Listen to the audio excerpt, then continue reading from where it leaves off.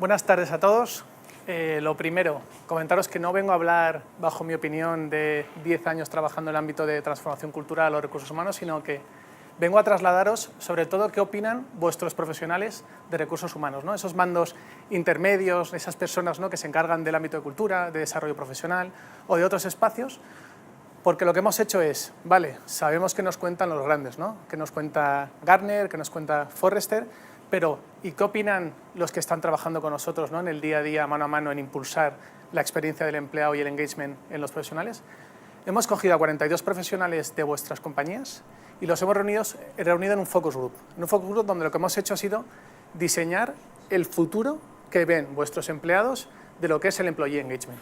En ese sentido, lo que dijimos es, ¿cómo podemos hacer que realmente sean aspiracionales, ¿no?, y que vean realmente cómo podría ser en un futuro toda esta experiencia, teniendo en cuenta cómo era en el pasado trabajar, cómo impactó, ¿no?, en nuestro presente el evento que ocurrió de la pandemia, ¿no?, que fue algo que cambió radicalmente nuestra forma de trabajar, para que sean capaces de ver cómo lo que está ocurriendo ahora, ¿no?, con este avance de la tecnología, el impulso de la inteligencia artificial, realmente puede impactar en ese futuro que ven, ¿no?, del employee engagement. Entonces, en ese sentido, os voy a compartir las reflexiones que sacaron, ¿no?, de cómo era antiguamente, hace 10 años, trabajar en las compañías, ¿no? Seguro que muchos de vosotros lo recordáis, y si no lo recordáis seguramente podréis verlo con vuestros padres y os recordarán aquella empresa jerárquica, ¿no?, donde estaban muy marcados los roles, donde había símbolos de estatus, donde el jefe tenía el coche de la mejor gama y no el comercial, ¿no?, donde al final el despacho estaba enfrente, ¿no?, de todo el pool de personas trabajando frente a ellos, donde la presencialidad, ¿no?, el ir a las 8:30 de la mañana, salir a las 7 de la tarde, era lo que marcaba el ritmo, ¿no?, y los objetivos de trabajo. Y aquella frase típica, ¿no?, de soltar el lápiz, ¿no?, a las 7 de la tarde, se ha hecho famosa por eso. Cómo el trabajo está mucho más individualizado, ¿no? No tenían asignación de misiones, ¿no?, o de objetivos por equipo, o de manera más transversal, sino que era, oye, vas a realizar este tipo de funciones, ¿no?, estos roles, tus responsabilidades son estas, y no salgas de este ámbito, ¿no? Luego, cómo la compensación era pura económica. Ahora vemos cómo se está desarrollando oye, ¿qué ofrecemos al talento, ¿no?, o cómo hacemos que el talento se quede dentro de la compañía porque ofrecemos algo más que dinero, ¿no?, ese salario emocional del que se habla muchas veces. Cómo lo que la gente buscaba en una compañía era esa estabilidad laboral a largo plazo, ¿no?, cómo a los 25 años pedían el Rolex de oro o pedían otro tipo de beneficio, ¿no?, de premio por llevar muchos años trabajando, ¿no?, y eran personas de compañía, y cómo sobre todo se premiaba o se les dotaba de ese desarrollo microespecializado para que mejorasen en ese ámbito concreto de trabajo, ¿no?, y donde al final esa parte de silos, que no haya comunicación, que no haya colaboración, era común en el día a día. Pero curiosamente había mucho mayor sentimiento de pertenencia, ¿no? Muchas compañías, ¿no?, al final piensan en verde, ¿no? Es porque piensan en verde porque su compañía tiene el logo verde, todo lo que transmite es verde, porque tienen interiorizado, ¿no?, que forman parte de algo o de una compañía, ¿no? Incluso les daban hasta las casas en las que vivían, ¿no?, en antiguas colonias de Telefónica, etcétera, etcétera. Entonces era muy común todo aquello. ¿Qué ocurrió? Que llegó un evento inesperado, ¿no? Por eso que hemos tenido que todos a manejar la incertidumbre, ¿no?, las situaciones que llaman VUCA, vulnerables, con incertidumbre, ¿no?, las que no sabemos muy bien cómo enfrentarnos. Y lo que ocurrió es que todos vosotros, ¿no?, y todos los responsables de recursos humanos tuvimos que pararnos y decir, ¿qué está pasando? ¿Cómo nos va a impactar esto? ¿Y cómo queremos que nuestros profesionales empiecen a trabajar? ¿Y cómo queremos, sobre todo, que sea esta empresa en el futuro, ¿no? ¿O qué herramientas vamos a utilizar, ¿no? Porque la pandemia lo que hizo fue, oye, hay que colaborar ya desde casa. Necesitamos tecnología, necesitamos que la gente empiece a poder trabajar, y cómo hacemos para que todo esto sea más seguro, ¿no? Entonces empiezan a salir esos componentes de mayor colaboración, más teletrabajo, conciliación, ¿no? Yo me acuerdo en el 2015, antiguamente, ¿no?, ya, o 2013 incluso, hacíamos proyectos y pilotos de teletrabajo para empresas. En mi antigua compañía era algo súper disruptivo, súper innovador. Incluso en el 2018, ¿no?, 19, seguía siendo disruptivo aquella empresa que decidía, oye, marcar, ¿no?, un camino en el tema de la conciliación o la flexibilidad o el teletrabajo. Entonces, esto también marcó un antes y un después. Lo que también marcó es cómo tenemos que empezar a preocuparnos mucho más por el bienestar, ¿no?, de nuestros empleados, el futuro, etcétera, etcétera, o cómo tenemos que implementar toda esa tecnología dentro de lo que es el día a día de nuestras empresas, y sobre todo es cómo ofrecemos un desarrollo profesional diferente, ¿no? Cómo podemos crear más movilidad o otros espacios. Entonces, lo que vemos a día de hoy es que esta pregunta es la que nos tenemos que hacer desde el ámbito de recursos humanos. ¿Estáis preparados, ¿vale?, para realmente atender las demandas que necesita vuestro talento a nivel de employee engagement? Os voy a compartir una serie de datos que salieron de una encuesta que también lanzamos a estos profesionales, ¿no? Entonces, ellos consideraban que solamente el 15%, o sea, el 15% de ellos consideraban que su área de recursos humanos realmente estaba preparada, solamente el 15%, ¿no? Solamente el 10,5% consideraba que sus empleados estaban preparados ya para asumir lo que viene, ¿no?, de cara al futuro con la integración de la IA, con la integración, ¿no?, de estas nuevas formas de trabajar que van a suponer este cambio tan disruptivo. Y aquí viene lo curioso, ¿no? El 45% consideraba que sus líderes y mandos intermedios estaban entre nada y poco preparados para esto. Y aquí una de las grandes afirmaciones que hay en torno a esto es que los líderes, ¿no?, los nuevos líderes, estos mandos intermedios, son los que realmente van a ser el orquestor de todo este cambio y tenemos que trabajar mucho poniendo foco en ellos.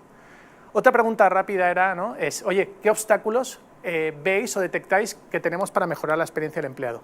Y lo que destacaban sobre todo era eso, resistencia al cambio de dirección y mandos intermedios. Es curioso, ¿no? Es como nuestro mayor acelerador van a ser los líderes, lo que llamamos ahora, deberíamos empezar a llamar nuevos líderes, por ese cambio de habilidades, de hábitos, ¿no?, y de dinámicas de trabajo que van a tener que aplicar, pero es curioso cómo depende también de ellos, o desde recursos humanos se ve que ellos son ese gran obstáculo, ¿no?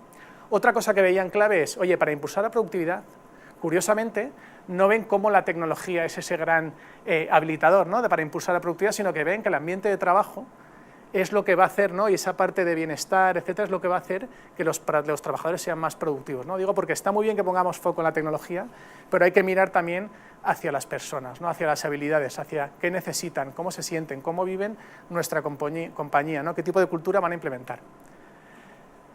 En el Focus Group lo que vimos fue dos escenarios, ¿no? En principio vimos tres, un escenario a 2027, otro a 2030 y otro más a largo placista, ¿no?, a 2040, y lo que vimos es que eran casi más disruptivos los del 2027 que los que trabajaban, ¿no?, en el 2030, ¿no?, porque los organizamos por equipos. Entonces dijimos, vamos a organizar, ¿no?, todo esto en un primer escenario a corto plazo que llamamos 2030 y uno más a largo plazo que es el 2040. Y lo que vimos es que de aquí al 2030 también depende de cómo queréis asumir vosotros este reto que nos viene ahora, ¿no?, con la implementación de la IA, si queréis ser early adopters, si queréis ser más rezagados y esperar cómo ellos lo van a implementar, etcétera, o qué están haciendo, ¿vale?, o cómo os enfrentáis, si queréis asumir ahora mismo ciertos riesgos y ser al final los que van a marcar el rumbo de cómo habilitamos esto. Pero lo que seguro que hay que hacer a partir de ahora es pensar en cómo tenemos que formar, cómo tenemos que habilitar, ¿no?, y desarrollar a nuestros profesionales para que tengan las habilidades que van a necesitar en el futuro. Habilidades que tienen que ver mucho más con la forma de pensar, con la visión estratégica, con cómo son capaces de utilizar la tecnología, ¿no?, cómo son creativos a la hora de hacer preguntas o de colaborar con la inteligencia artificial, ¿no?, y sobre todo que sepan adaptarse al cambio, ¿no?, a estos cambios que vienen, ¿no? Antes comentábamos justo con unos compañeros, es que están los empleados, ¿no?, los trabajadores muy preocupados de qué va a pasar con la inteligencia artificial, ¿no?, los que son desarrolladores junior, los que están más en un ámbito más operativo, dicen, es que nos vamos a quedar sin trabajo. No, de hecho hay datos, ¿no?, que afirman que va a subir, ¿no?, los puestos de trabajo en el futuro, lo que se va a cambiar es de rol, ¿no? El 60% de los trabajos del futuro se van a tener que rediseñar, ¿no?, y crear nuevos, ¿no? Entonces hay una oportunidad, pero sí que hay que cambiar los puestos de trabajo y las habilidades, ¿no?, y las competencias que necesitamos en nuestros profesionales.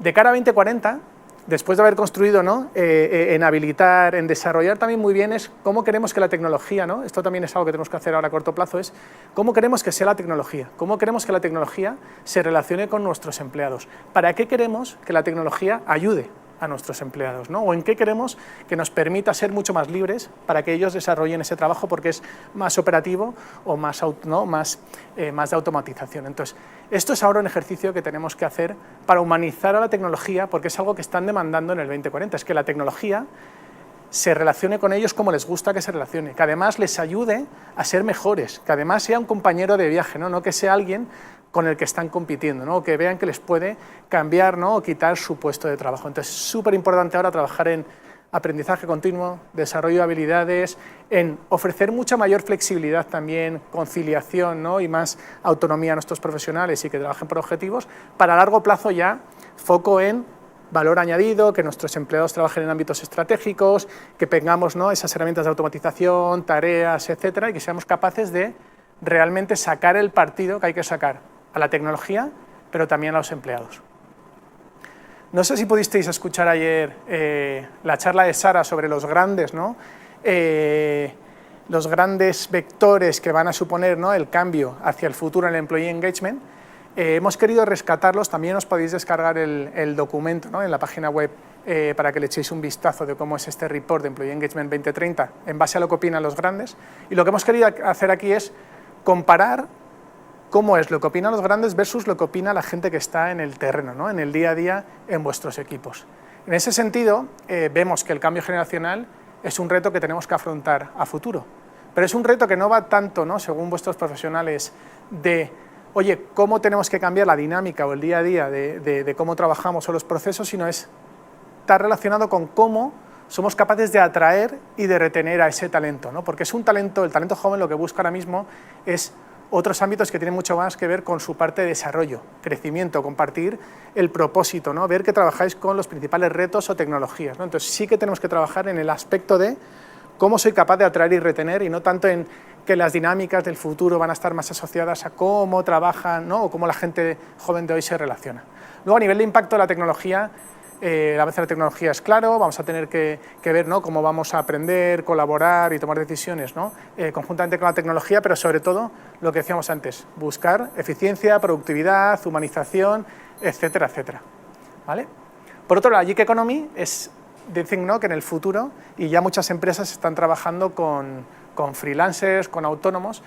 Esto no lo comparten vuestros profesionales de recursos humanos. Lo que ellos ven es que sí que se va a empezar a trabajar mucho más por proyectos, ¿vale?, pero dentro de la compañía y trabajando en proyectos transversales. Se va a dejar de trabajar en mi ámbito de actuación, ¿no?, concreto, y voy a empezar a trabajar con las áreas que realmente tienen que trabajar conjuntamente para aportar el mayor valor al negocio, ¿vale?, con comunidades de práctica, con proyectos transversales, mucha más movilidad interna dentro de la organización y además desafíos nuevos, retos nuevos, que es lo que está demandando el talento, que por eso al final a los 2 años o 3 años, ¿no?, abandonan nuestras compañías porque no ven que tengan un ámbito ya más donde crecer, ¿no? Y luego esa parte de brecha de habilidades súper compartida, de hecho el mayor foco va en que hay que preparar y hay que trabajar muy bien las habilidades, en la adopción, en qué tecnología, en qué es importante, ¿no?, el cómo tienen que pensar, cómo tienen que relacionarse con la IA, el gen, ¿no?, el gen IA que tienen que tener, clave. Y luego la obsolescencia del ROI lo comparten, ¿vale?, que hay que medir algo más que simplemente lo que es el aspecto económico, ¿no?, que cómo impacta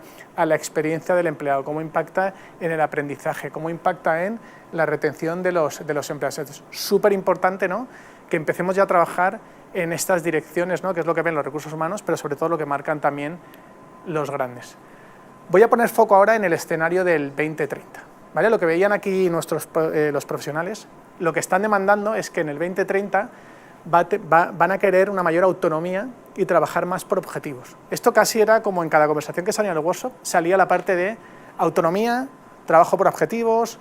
Oye, la tecnología nos va a permitir ser mucho más autónomos porque va a poder desarrollar ciertas cosas que ahora mismo estamos anclados a un puesto de trabajo, va a tener que estar ahí en el día a día, ¿no?, trabajando incluso de cara al cliente, ¿no?, en oficinas comerciales o en cadenas de producción. Va a permitir, y de hecho les debemos permitir, para equiparar un poco los beneficios que tienen por diferente tipo de trabajador, ¿no?